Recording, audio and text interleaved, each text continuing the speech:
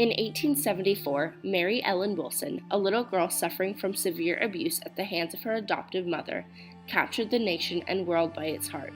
With no administration in place to protect mistreated children, Mary Ellen's plight fell into the laps of some incredible heroes. In that fight for Mary Ellen's freedom was a woman by the name of Etta Wheeler. Etta Wheeler was a tenacious, kind-hearted woman who worked as a Methodist missionary of St. Luke's Mission for the poor. Her duties were checking in on individuals, conversing with them, providing them with supplies raised by the mission, and providing aid around their homes. In December 1873, a tenant of a building approached Wheeler and spoke of a family, the Conleys, that once resided there. They apparently had with them a daughter that was barely seen, but her screams and the mother's, Mary Conley's brutality, were often heard. The abuse was so severe that even after the Conleys moved out of the building, the neighbors asked Etta to check up on the little Mary Ellen. Her neighbor, who told Etta Wheeler about this suffering little child, was a hero in this case. So there are people, but Etta Wheeler was definitely above and beyond. At the new address, Etta had come across Mary Smith, an old terminally ill woman and a neighbor to the Conleys, who told Etta about the horrific things she heard across the hall. Soon after hearing Smith's testimony of the little girl, Etta went to go greet the Conleys to see if she could get a glimpse of herself, of the mistreated child.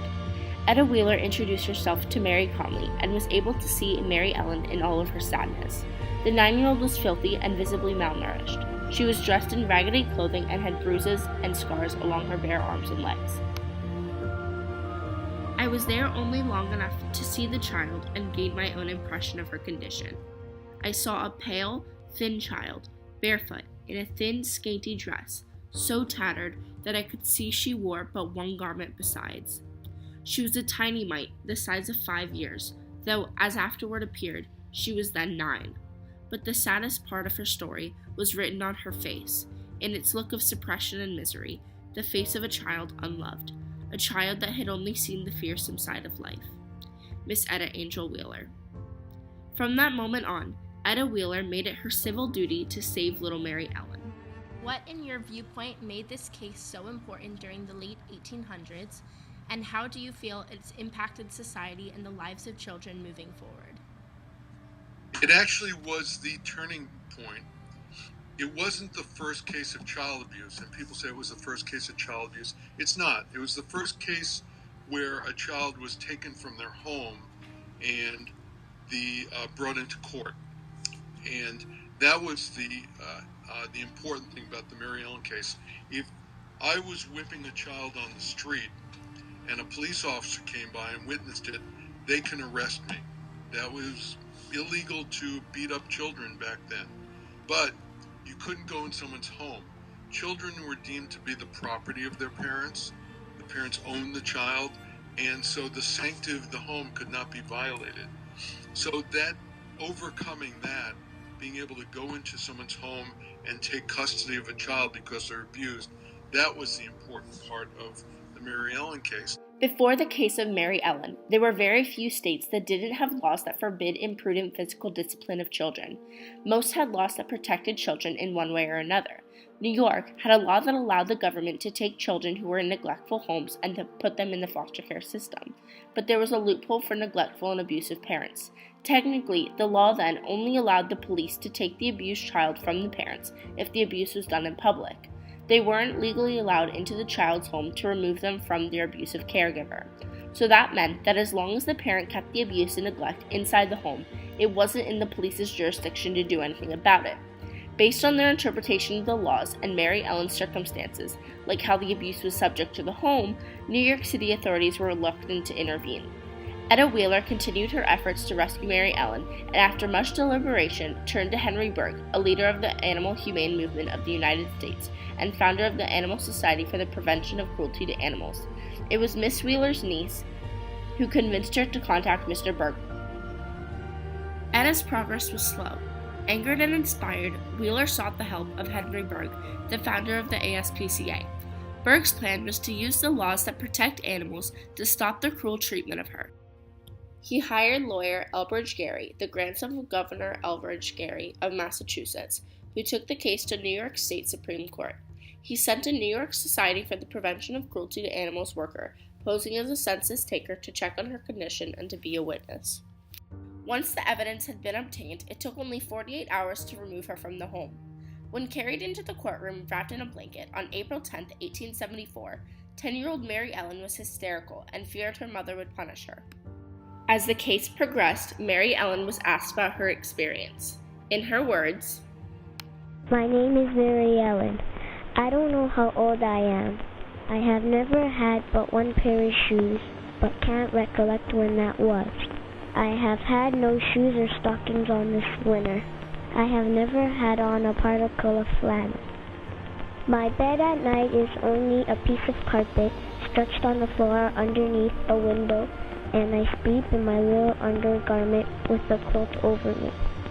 I am never allowed to play with any children or have any company whatever. Mama has been in the habit of whipping and beating me almost every day. She used to whip me with a twisted whip or rawhide.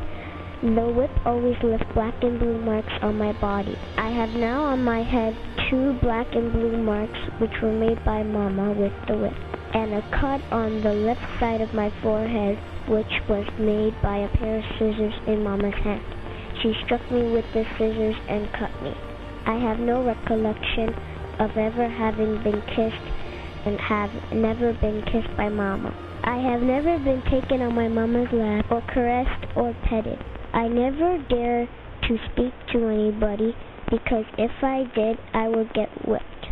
Whenever Mama went out, I was locked up in the bedroom. I have no recollection of ever being in the street in my life."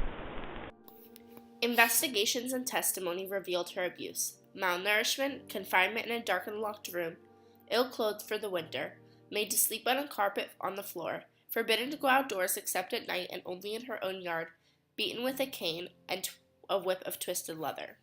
On April 21, 1874, after 20 minutes of deliberation, Mary McConley was found guilty of felony assault and battery and sentenced to 1 year at hard labor in the penitentiary. The court was fully satisfied that she had been guilty of wanton cruelty. Recorder Hackett, addressing Mary Conley, said he would have preferred the higher charge, not only as punishment to her, but as a warning to others.